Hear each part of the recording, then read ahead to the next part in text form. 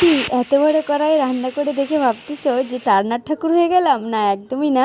আমরা পাড়ার সবাই মিলে পাড়াতে একটা বিপদনাশিনী মায়ের পূজা করছিলাম। আর বাড়িতে যে বিপদনাশিনীর পূজা হয় বাৎসরিক, তার থেকে কিন্তু এই পূজাটা একদমই আলাদা।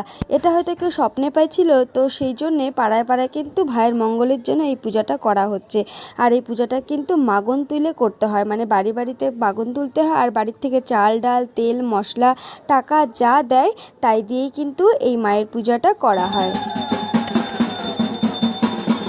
আর জানো, পূজাটা কিন্তু হঠাৎ করে 2 দিনের প্ল্যানে করা হয়েছিল।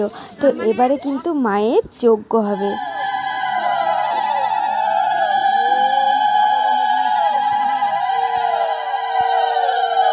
ওম বৈষ্ণার জাতুরে দৈহবান লৈতাক্য সর্বকর্মণি সাধয় স্বাহা। সত্যি বারোয়ারি পূজার মজাটাই আলাদা।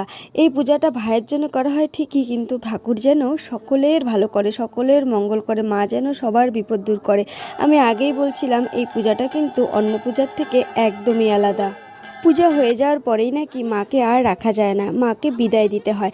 আর এই মায়ের কিন্তু বিসর্জন হবে না, কোনো একটা গাছতলায় বসায় রাখতে হবে। তো আমরাও আমাদের পাড়ায় একটা গাছতলায় বসায় রাখবো, কারণ মা যতক্ষণ থাকবে ততক্ষণ নাকি কেউ প্রসাদ পাবে না। মাকে বিদায় দেওয়ার পরে তারপরে সবাই প্রসাদ পাবে। এখানে আমরাও মাকে সিঁদুর পরায় নিয়েছিলাম। আর দেখো মায়ের মুখটা কেমন ছলছল করছে। সত্যি বিদায়ের সময় মায়ের মুখটা কেমন যেন হয়ে যায় না? মা দুর্গারও কিন্তু তাই, বলো।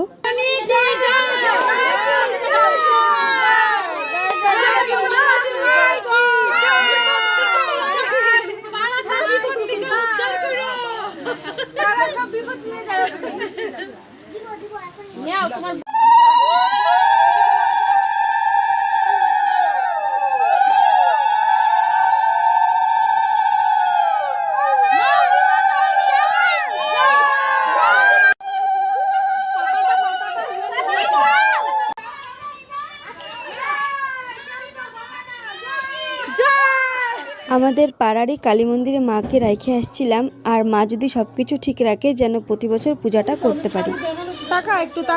পূজা শেষ করে সবাই বাড়ি গিয়ে খাওয়া দাওয়া করে রেস্ট করে আবার সবাই চলে আসছি সবজি কাটতে, কারণ এখন রান্না হবে খিচুড়ি, যেটা সবাইকে খাওয়ানো হবে। আমরা সত্যি অনেক খিচুড়ি রান্না করছিলাম, কিন্তু আর আমরা সবাই মিলে সব কিছু করছি। সত্যি এই 3টা দিন যে কিভাবে চলে গেল বুঝতেই পারলাম না গো। আবারও একটা বছরের অপেক্ষায়।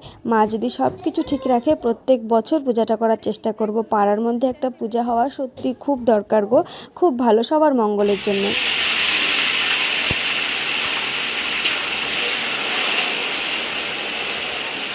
আমরা কিন্তু 18 কেজি খিচুড়ি রান্না করছিলাম, জানো তো।